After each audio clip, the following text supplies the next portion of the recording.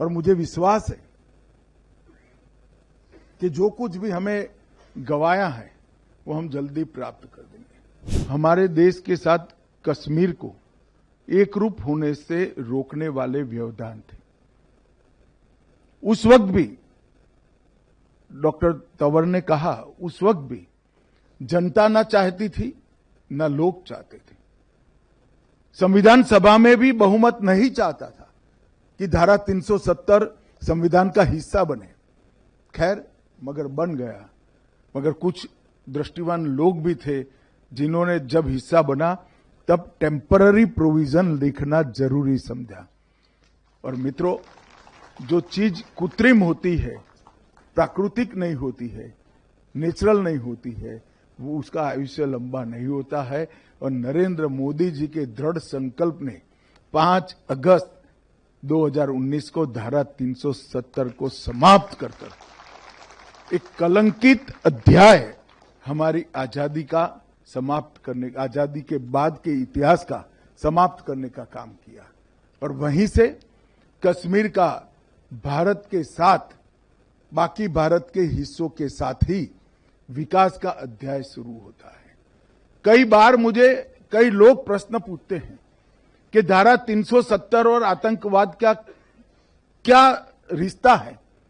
उनको मालूम नहीं है, धारा 370 ने ही घाटी के युवाओं के मन में अलगाववाद का बीज बोने का प्रयास किया।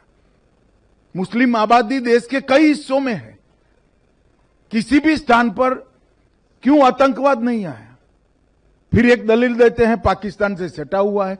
गुजरात भी पाकिस्तान से सटा हुआ है, राजस्थान भी पाकिस्तान से सटा हुआ है, क्यों वहां आतंकवाद नहीं आया।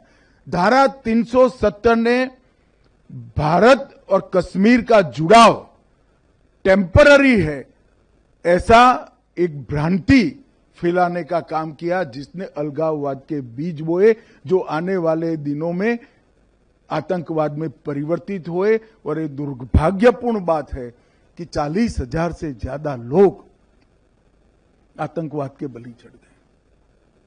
कश्मीर का विकास दशकों तक पीछे चला गया और कश्मीर के अंदर सालों तक आतंकवाद का नंगा तांडव होता रहा और देश मूक दर्शक बनकर देखता रहा।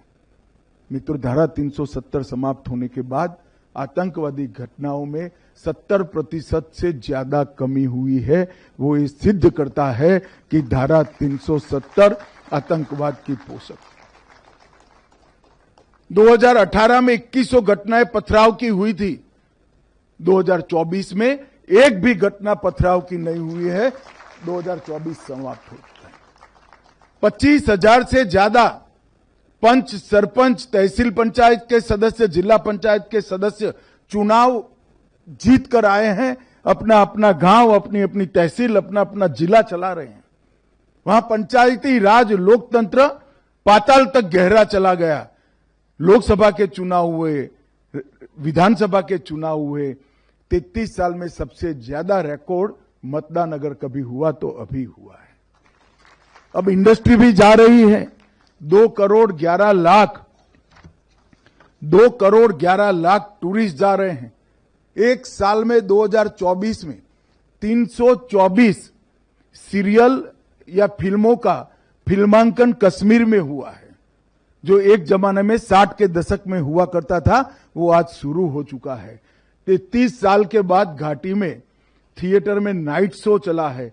34 साल के बाद ताजिया का जुलूस हुआ है और लाल चौक पर जन्माष्टमी, कृष्ण जन्माष्टमी की यात्रा भी देखने को मिलती है। ये सारा 19 से 24 की यात्रा जो पोस्ट आर्टिकल 370 5 साल है उसमें देखने को मिला है। और दुनिया का सबसे बड़ा रेलवे आर्च ब्रिज कहीं पर है तो आज कश्मीर में है।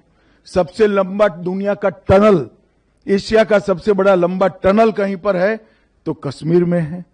भारत के पहला केबल स्टे रेल ब्रिज कहीं पर बना है तो कश्मीर में बना है। IIT, IIM, 2 एम्स, 9 सरकारी मेडिकल कॉलेज, 5 नर्सिंग कॉलेज, 2 राज्य के कैंसर संस्थान, 8 महाविद्यालय, बन चुके हैं और 24 बन रहे हैं। 59 कॉलेजों को मान्यता दी गई है और हाईवे टनल का निर्माण हो रहा है। मित्रों, ये सारा एक 10 साल में हुआ है।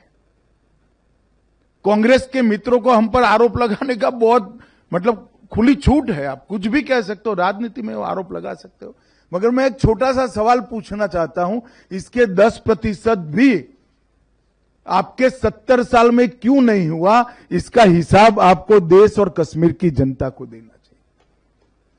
जितने इसके 10% भी नहीं हुआ। 80,000 करोड़ रुपए का पैकेज प्रधानमंत्री जी ने न केवल घोषणा की, इसको जमीन पर उतारने का काम नरेंद्र मोदी जी ने किया है। और 4G और 5G नेटवर्क को भी अनेक गांवों तक पहुंचा दिया। ऑलमोस्ट 87% कवरेज आज हो चुका है। मित्रों, और मैं आज कहना चाहता हूं कि हमने न केवल आतंकवाद पर कंट्रोल पाया है, इसको रोकने में सफलता प्राप्त की है, हमने आतंकवाद की इकोसिस्टम को भी घाटी में से पूर्णतया समाप्त करने का काम नरेंद्र मोदी सरकार ने। और ये सब इस भूमि के लिए हुआ है, जो भूमि का देश और दुनिया की सभ्यताओं में बहुत बड़ा योगदान है। हमारे देश की भाषाओं को, हमारे देश के व्याकरण को, हमारे देश के कई प्रकार की विधाओं को कश्मीर के विद्वानों ने समृद्ध किया है। और कुछ चीजें तो ऐसी है, संस्कृत का व्याकरण हो या नाट्य शास्त्र, जिसमें बहुत बड़ा हिस्सा कश्मीर के विद्वानों का रहा है। और मित्रों, आज मुझे आनंद है कि कश्मीर एक प्रकार से फिर से एक बार हमारे भू सांस्कृतिक राष्ट्र भारत का अभिन्न अंग बनकर भारत के साथ ही विकास के रास्ते पर चल पड़ा है। वहां पर भी लोकतंत्र प्रस्थापित हुआ है। और मुझे विश्वास है कि जो कुछ भी हमें गवाया है वो हम जल्दी प्राप्त कर देंगे। पूरा विश्वास है।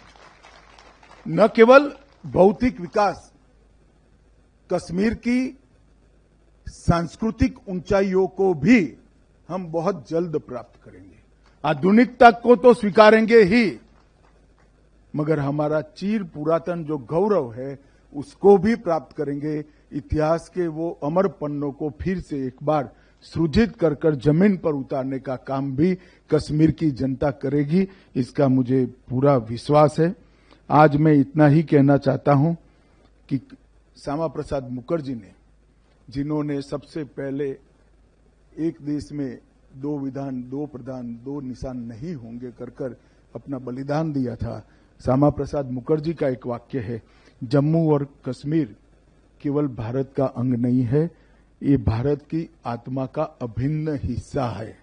और इस पुस्तक ने ये सिद्ध कर दिया है कि हमारी संस्कृति का अभिन्न हिस्सा जम्मू कश्मीर और लद्दाख है। इसको कोई अब नकार नहीं सकता।